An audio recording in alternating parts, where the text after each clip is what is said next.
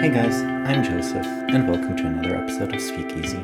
Today, we are going to look at what arguments are and how you can build them yourselves.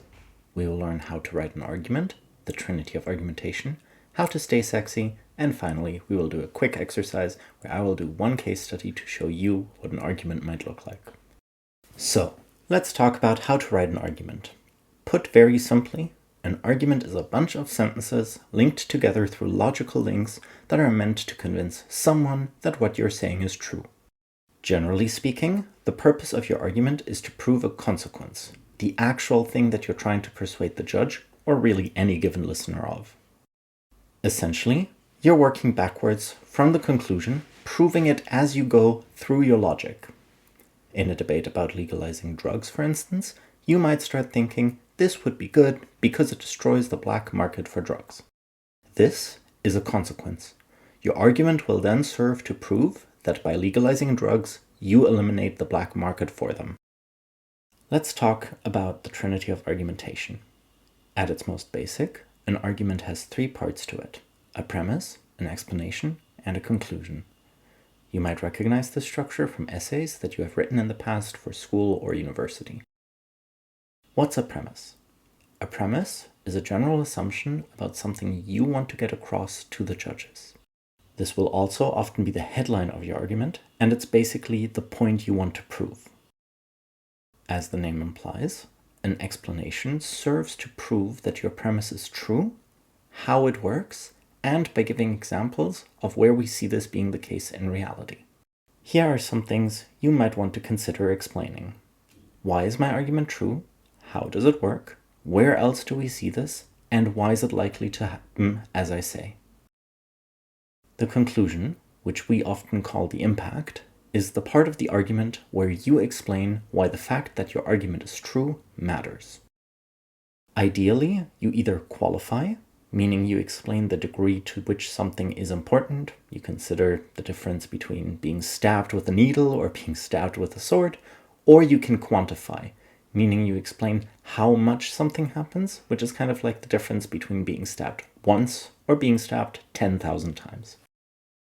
At this point, I want to offer a few very basic pointers for argument selection, because that helps understanding the point of arguments themselves.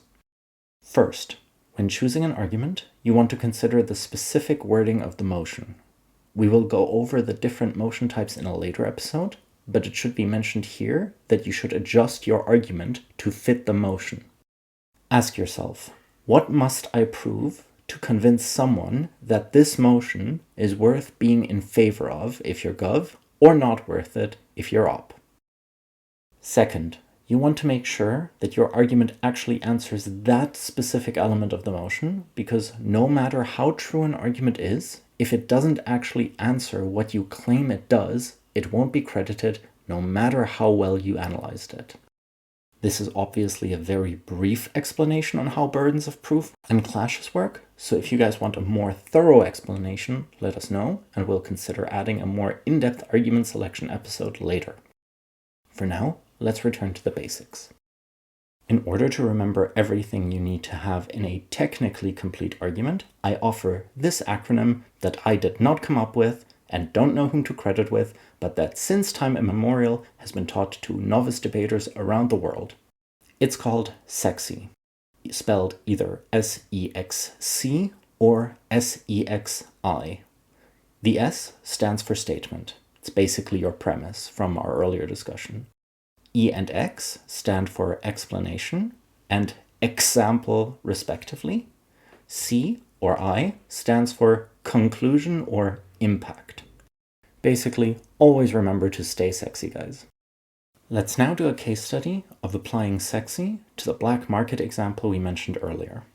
Statement: legalizing things kills the black market for them. Explanation: that is because black markets exist to provide people with things and goods they want but can't access legally. Example: for example, speakeasies during the time of abolition in the early 20th century in the US sold alcohol illegally to people who wanted access to alcohol but disappeared once abolition was lifted. Conclusion: therefore, Because this eradicates the black market, this removes a source of revenue for criminals, making bad people poorer and weaker. Drugs are also more easily regulated through the state to make them safer by comparison, because oversight of production makes it less likely that the drugs are laced with harmful stuff to maximize profit at the expense of safety. Obviously, this argument could be done more thoroughly, with more explanations and impacting and explaining why the impacts are likely true and more important by comparison, or qualify and quantify the impacts properly, and so on and so forth. But this example just serves as a very basic stand-in for what a technically complete argument could look like. As a final checklist to make sure you caught everything, today we learned how to write an argument, what an argument consists of, how to stay sexy, and we went over one example to make sure that you got it all. Okay guys, that is all for now. I hope you learned something, and if you have any questions, put them in the comments below or write to us on Twitter @SpeakeAzyDebate. And if you like this episode, please share it with your friends or other debaters you know who might be interested in this series. As always, you can find the cheat sheet for this episode on our website, speakeasydebating.wordpress.com. For now, have a nice week, and I'll see you next time.